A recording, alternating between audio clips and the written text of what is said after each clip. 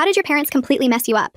My parents hung metal bars across our bedroom ceilings when I was 9 and made us wrap our legs around them to sleep upside down like bats because they believed gravity was poisoning our brains. Mom and Dad had joined this group that taught gravity pulled toxins into your skull while you slept normally. The leader said humans were meant to hang like our ancestors who lived in trees. They came home from the first meeting with construction equipment and spent all night installing bars strong enough to hold our weight. Dad tested each one by hanging from it himself, timing how long before his face turned purple. The first night was torture. They showed us how to hook our knees over the bars and cross our ankles for security. My little brother cried until he threw up, which looked terrifying coming out upside down. Mom just cleaned it up and rehung him. She said our bodies needed time to remember their natural position. Blood rushed to my head until I thought my eyes would explode. But they padlocked our door and removed the regular bed, so we had no choice. After a week, we learned to sleep in short bursts before the headaches got too bad. Then Mom decided we weren't hanging long enough. She installed timer locks on our knee hooks that wouldn't release for 8 hours. If we needed the bathroom, too bad. She gave us adult diapers and said our ancestors didn't climb down from trees for every little thing. My sister developed constant nosebleeds from the pressure, but Dad said that was just toxins leaving her brain. School was impossible when we kept falling asleep at our desks from exhaustion. The nurse called home about the rope burns on our legs and the burst blood vessels in our eyes. Mom withdrew us for homeschooling, saying traditional education was poisoning us with right-side-up thinking. She hung bars in every room so we could practice proper positioning all day. Even meals happened upside down, with special straws and tubes so we could eat without choking. I tried sleeping on the floor one night, but Dad had installed motion sensors. Alarms screamed until they found me and rehung me with zip ties instead of the timer locks as punishment. The ties cut off circulation and my feet turned blue. They only cut me down when I started convulsing. Mom said I was having a gravity detox seizure and hung me right back up with looser ties. My brother figured out he could unhook one leg at a time and rotate to prevent the worst pain. But Mom caught him and decided he needed stronger treatment. She ordered special boots that locked onto the bars and couldn't be removed without a key. The boots were so heavy they stretched our knee joints backwards. He screamed for hours until his voice gave out. Then they got boots for all of us. The group leader visited to check our progress and said we weren't inverting young enough. He had a newborn daughter who'd been hanging since birth and never experienced gravity poisoning. Mom got pregnant immediately just to prove she could raise a properly inverted baby. She hung upside down her entire pregnancy. When my new sister was born, they hung a tiny bar in her crib with special harnesses. She never learned to crawl normally, just swung bar to bar like they wanted. Then I found Dad's laptop open to the group's private forum. The leader was selling our progress photos to medical fetish sites. Hundreds of pictures of us hanging unconscious, bleeding, crying. Members paid extra for video of our detox seizures. The leader used the money to build a compound where families could live fully inverted. Dad had already put down a deposit. I printed everything and hid it inside my gravity boot. But before I could use it, Mom announced we were moving to the compound next week. She'd sold our house to prove commitment. The new place had no regular floors, just bars at different heights. Bathrooms were holes in the ceiling. Kitchen appliances hung upside down. She showed us proudly like it was paradise. That night, I cut through my bootstraps with a stolen knife. My legs were so deformed I couldn't stand normally, but I crawled to my sister's room. She was only 6, but helped me cut the others free. We made it to the front door before Dad heard us. He came swinging across the ceiling bars like some nightmare acrobat, faster than we could crawl with our ruined legs. He grabbed my brother first, rehanging him by his ankles with rope.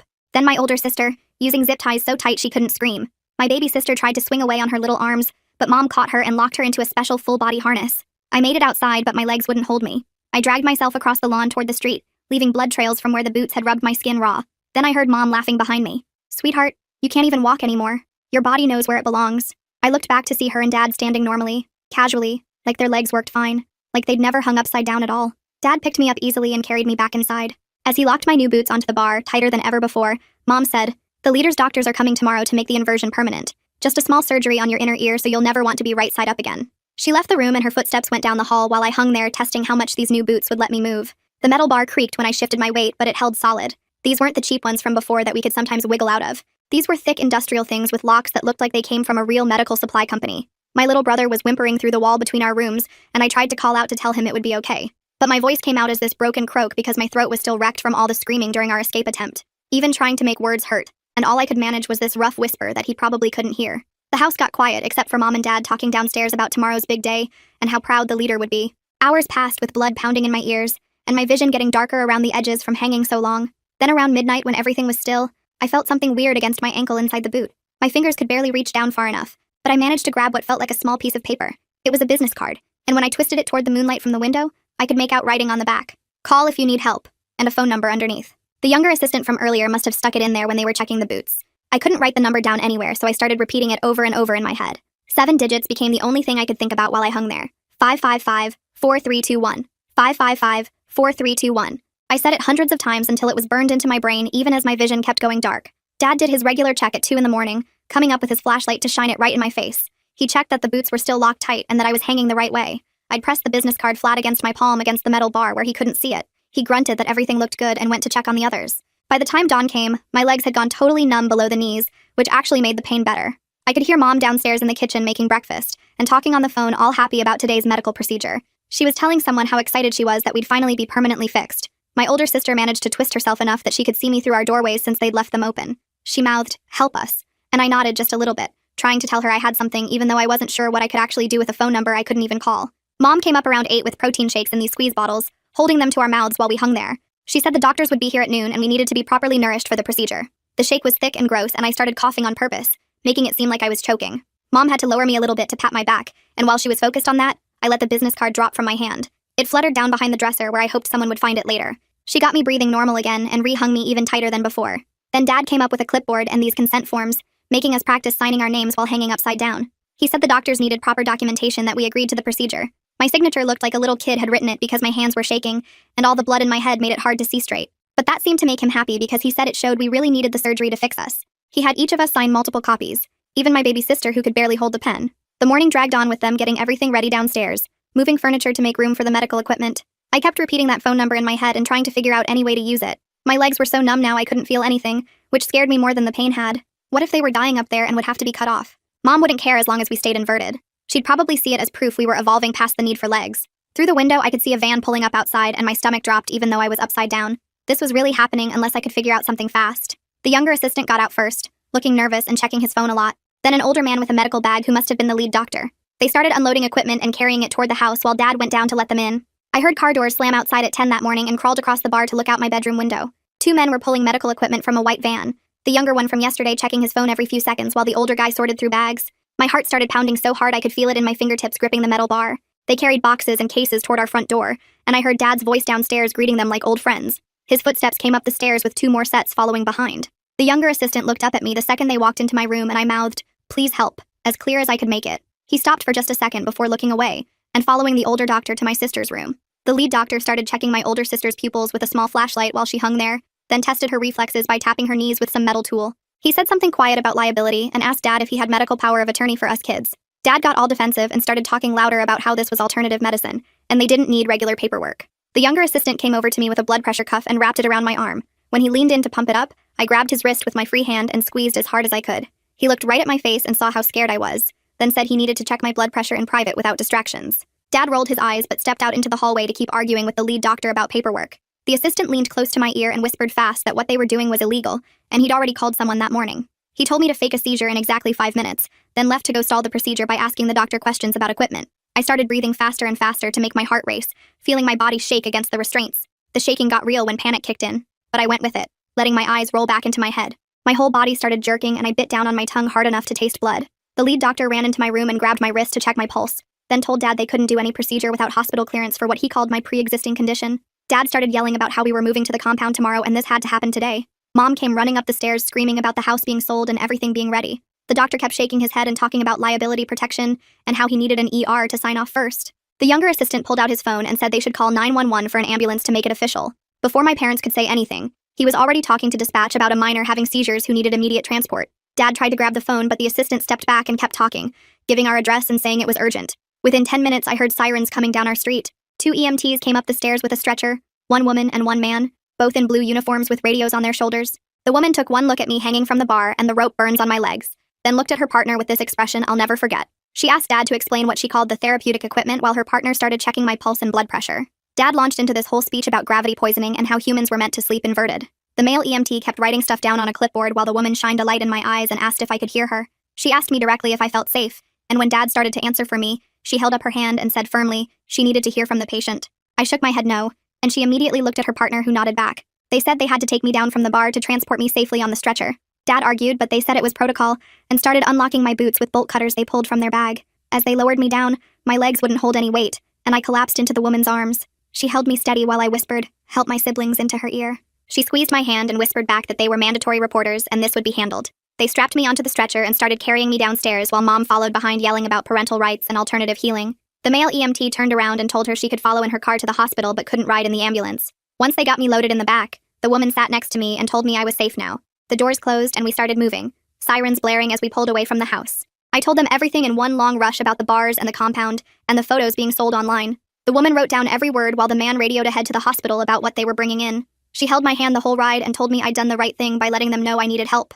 The ambulance pulled into the emergency room bay, and they wheeled me through automatic doors into bright lights that made me squint after being in the dark ambulance. The EMTs transferred me to a hospital bed while talking fast to nurses about what they'd found, using words like mandatory reporter and suspected abuse. A doctor came over right away, younger than Dad with dark hair and tired eyes, and introduced himself as Dr. Derek Rosen while he started checking my legs. He moved each joint slowly, and I winced when he bent my knees because they'd been locked straight for so long. He pressed different spots on my legs and asked if I could feel it, then frowned when I couldn't feel anything below my knees. He shined a light in my eyes and checked behind my ears where the blood vessels had burst from hanging upside down. His hands were gentle, but I could see his jaw getting tighter with each injury he found. He asked if there were other kids at home, and I nodded, telling him about my 4 siblings still hanging from the bars. He stopped examining me for a second and looked at the nurse who was already picking up the phone. The nurse came back with a camera and started taking pictures of every bruise, every rope burn, every place where the boots had cut into my skin. The flash kept going off while Dr. Rosen made notes on a clipboard, measuring the marks and writing down numbers. He told the nurse to call social services and security, then turned back to me and said I was safe now, and they wouldn't let my parents take me back. About 20 minutes later, I heard Mom's voice echoing down the hallway, getting louder as she got closer. She was yelling about her rights as a parent and how the hospital had no authority to keep her child. Security guards appeared outside my room and wouldn't let her pass the doorway. She tried to push through, but they held firm, telling her she could wait in the family room. I could see her face between the guards, red and angry, screaming about alternative medicine and government interference. The nurse came over and held my hand while Mom kept yelling, her voice carrying through the whole emergency room about lawsuits and kidnapping. After security finally got Mom to the waiting room, a woman with gray hair and kind eyes came in carrying a folder. She said she was the hospital social worker and helped kids in dangerous situations. She pulled a chair close to my bed and asked if I could tell her about home. I described the bars in every room, the timer locks that wouldn't open for 8 hours, the heavy boots that stretched our knees backwards. I told her about the surgery planned for tomorrow to mess with our inner ears so we'd never want to be upright again. She wrote everything down without looking shocked, just nodding and asking for more details about the locks and timers. About an hour passed before 2 more people showed up, a woman with short blonde hair and a man in a suit. The woman introduced herself as Lori Pearson from CPS, and the man as Detective Dexter Bradshaw. They asked me to go through everything again, starting from when my parents first joined the group. I told them about the meetings, the leader who said gravity was poison, how Dad installed the bars himself. I gave them the compound address Dad had written on a paper I'd seen, the one where we were supposed to move next week. Lori wrote it all down and said they were getting an emergency order from a judge to check on my siblings right away. She promised they'd be removed tonight and asked if we had any relatives who could take us. I told her about Mom's sister who lived 2 states away, but she'd stopped talking to us after Mom joined the group. Detective Bradshaw asked about the photos I'd mentioned to the EMTs, and I told him everything I'd seen on Dad's laptop. I described the forum where parents posted pictures of their kids hanging, the prices for different types of photos, how the leader used the money to build his compound. I'd memorized the medical equipment company name from the boxes our boots came in, Gravity Free Solutions, and he wrote that down too. He asked if I remembered the website address, and I did because I'd looked at it so many times trying to figure out how to report it. While they were asking questions, Dr. Rosen came back with x-ray results showing stretched ligaments in my knees and compressed nerves in my legs. He said I'd need physical therapy for months to walk normal again, but the damage should heal since I was still young. Lori kept checking her phone and finally smiled, telling me the judge signed the order and police were heading to my house right now. She said my siblings would be brought to the hospital for medical checks just like me. Detective Bradshaw asked if I'd be willing to talk to more investigators later, and I said yes because I wanted the leader arrested. He said the FBI would probably get involved since the website crossed state lines and involved kids from multiple states. The nurse brought me juice and crackers, the first food I'd eaten right side up in months, and I had to eat slowly because my stomach wasn't used to gravity pulling food down the right way. Lori stayed with me while we waited for news about my siblings, telling me about foster families who were trained to help kids who'd been through trauma. Around 7 that night, Lori came back to my hospital room with papers in her hand and sat down next to my bed. She told me police had gotten all my siblings out of the house and brought them here for medical checks. My little brother was 2 floors down getting IV fluids because he was so dehydrated from hanging all day. The baby sister was in the pediatric unit getting looked at by specialists since she'd never really walked normal. My older sister had bad rope burns on her ankles that needed cleaning, and my younger sister was getting x-rays of her spine. They were all safe though, and nobody was going back to that house. Detective Bradshaw showed up about an hour later with his notebook out and a tired look on his face. He said they'd searched the whole house and found everything I'd described plus more. The bars were still there with blood on some of them, and they'd taken photos of every room. Dad's computer had hundreds of pictures of us hanging and crying that matched what I'd told them about the website. They'd arrested both my parents at the house and charged them with child abuse and endangerment. Mom had screamed about her rights, and Dad had tried to explain about the gravity poisoning, but the officers didn't care. They were both in jail now waiting to see a judge. The next morning, a different woman from the court came to explain that a judge had signed emergency papers putting all of us in protective custody. We couldn't go home even if we wanted to, and our parents couldn't come near us. She said CPS would find foster homes for us, and they'd try to keep us together, but sometimes that was hard with 5 kids. I asked about Mom's sister who lived far away, and she wrote down her name to check if she could take us. Later that day, they moved me to a different building called the Child Advocacy Center, where a nice woman with glasses recorded everything I said about what happened. She had toys and stuffed animals in her office even though I was too old for them. She let me stop whenever I needed water or got too upset remembering things. I told her about the bars and the boots and the compound we were supposed to move to. She asked really specific questions about dates and times and who did what to which kid. It took 3 hours to tell everything, and she said I did great. The next afternoon, they brought all my siblings to a big room at the hospital for us to see each other with a social worker watching. My little brother could barely walk and had to use a walker to get around. His legs were bent weird from the boots and he moved real slow. But when he saw me, he smiled for real for the first time in forever.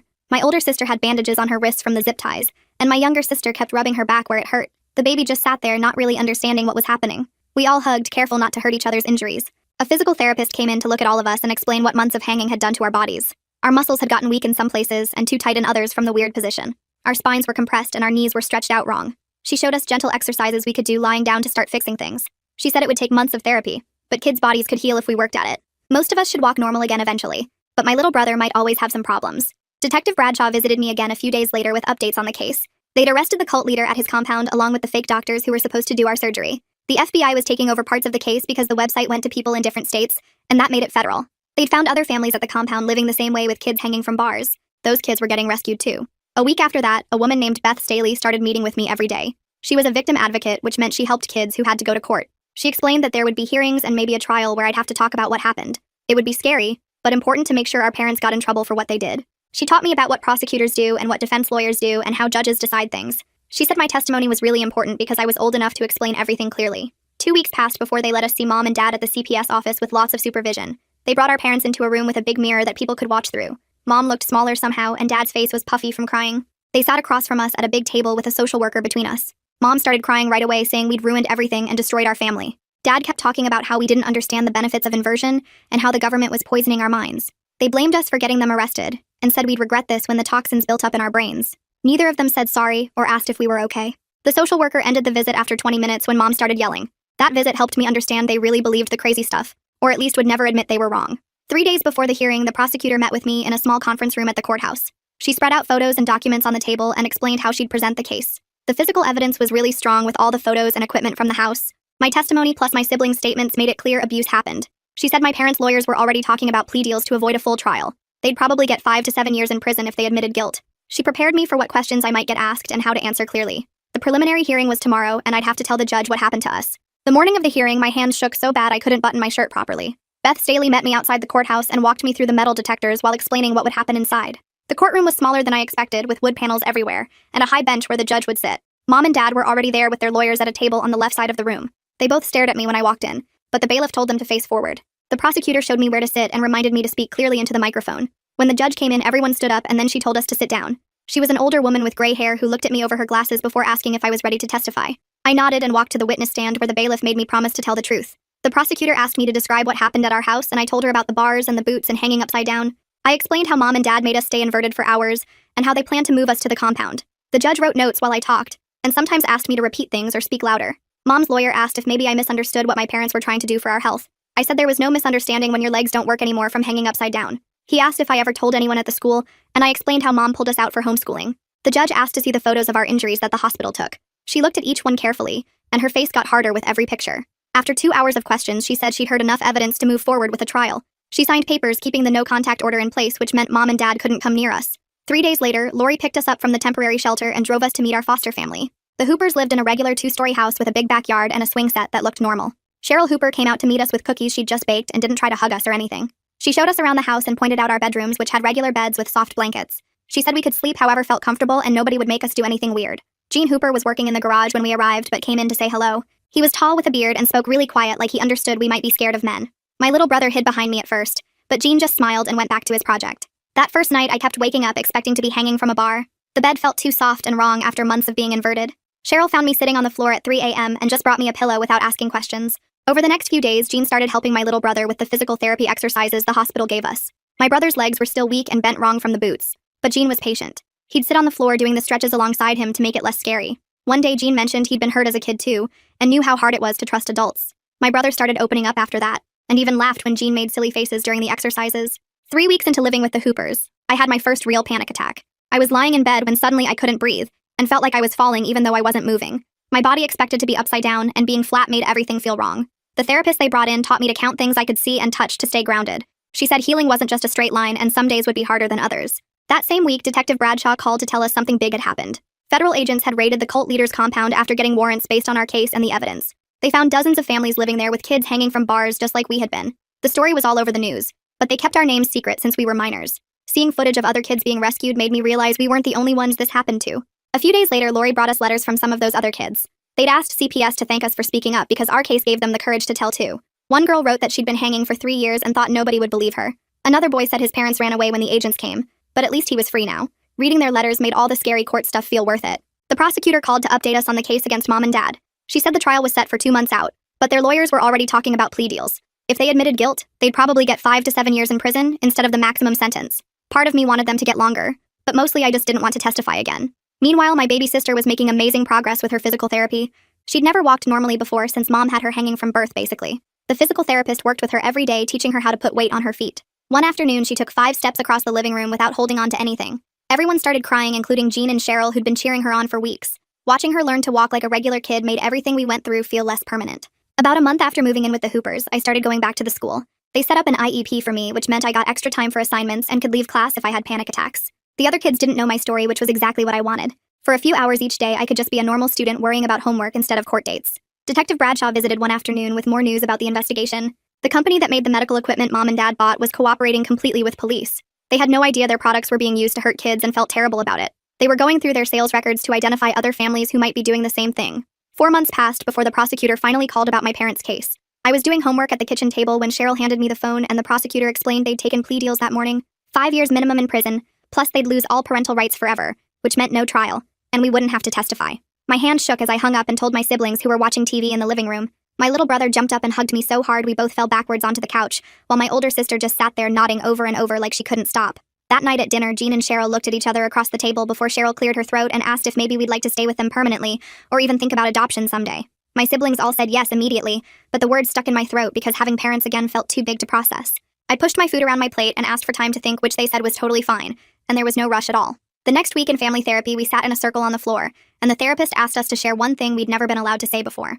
My older sister started talking about the nosebleeds and how scared she was every time blood poured down her face while hanging upside down. Her voice cracked and tears ran down her cheeks as she described wiping blood off the floor before Mom saw it. We all moved closer and held her while she sobbed into my shoulder, getting snot all over my shirt, but nobody cared. 2 days later, Detective Bradshaw called with news that made the local paper's front page. The cult leader got sentenced to 25 years in federal prison for child exploitation and abuse after they found thousands of photos on his computers. Seeing his mugshot on TV that night with the word "convicted" underneath made something loosen in my chest, like a knot coming undone. 6 months after our escape, I realized I'd slept through the whole night without waking up in panic, thinking I was upside down. My legs still hurt sometimes, especially when it rained, but the physical therapist said that was normal nerve regeneration and would keep getting better. She showed me exercises to strengthen my ankles and wrote notes for school so I could sit out of gym class when needed. During Sunday dinner a week later, we talked about the adoption question again, and this time I said yes along with everyone else. Jean got so excited he knocked over his water glass, reaching across the table to hug us all at once. My little brother looked at the huge chocolate cake Cheryl brought out and said at least this family's weird thing was just eating too much dessert instead of hanging from the ceiling.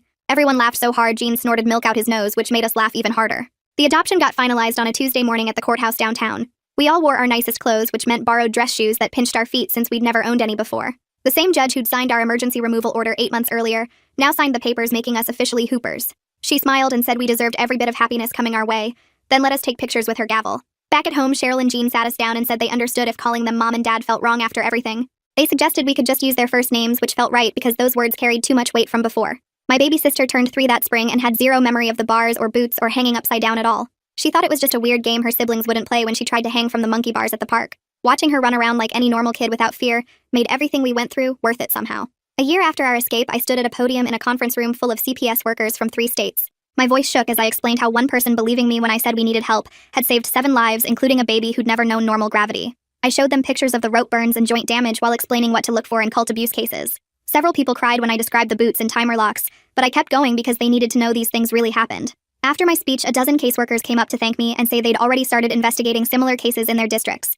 One woman from Oregon said she'd just removed 4 kids from a family doing almost the exact same thing with ceiling bars. Back home that night, we had pizza and watched movies like we did every Friday now.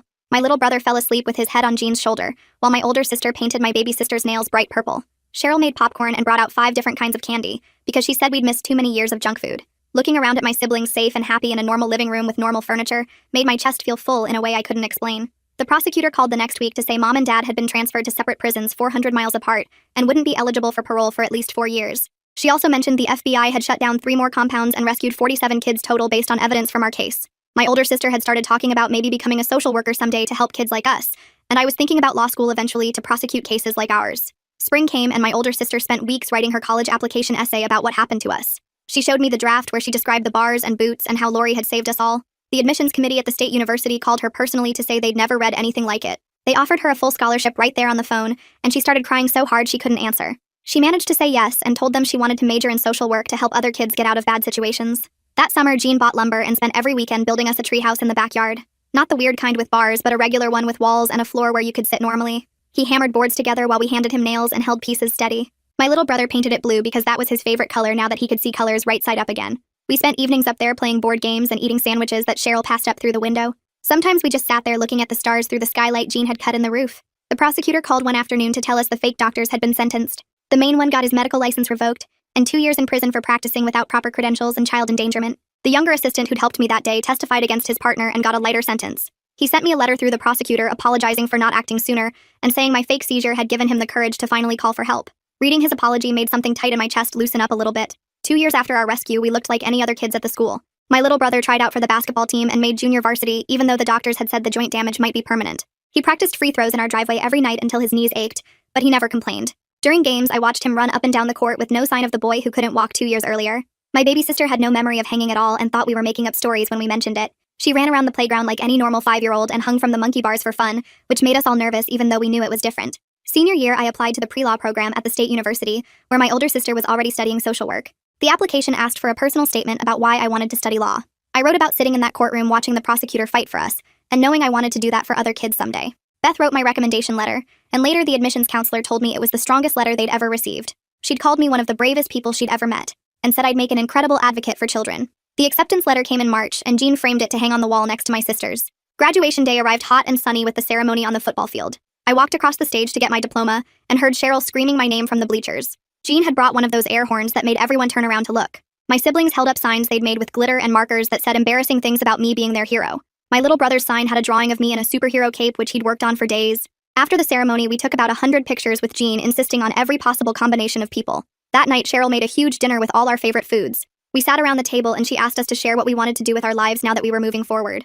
My older sister talked about her internship at CPS starting in the fall. My little brother said he wanted to be a coach someday to help kids find confidence through sports. So even my baby sister announced she wanted to be a teacher, though she was only 7 and might change her mind a dozen times. Nobody brought up what happened to us before because we'd learned we were more than just survivors of something terrible. 5 years after that night when Mom announced the surgery that would have destroyed us forever, I sat in my law school library studying for criminal procedure. My phone buzzed with a picture from my little brother at his college basketball game, where he'd just made the winning shot. My older sister had graduated and worked as a social worker in the same office where Lori used to work. My baby sister was 12 and had no idea why her siblings got weird about sleepovers sometimes. Cheryl and Jean had officially adopted us 3 years ago, though we still called them by their first names out of habit. We survived everything they did to us and came out the other side as a real family that chose each other. Well, folks, that's it from me today. Thanks for sticking with me and letting me throw my thoughts and questions out there along the way. I really appreciate it. Like the video, it helps more than you think.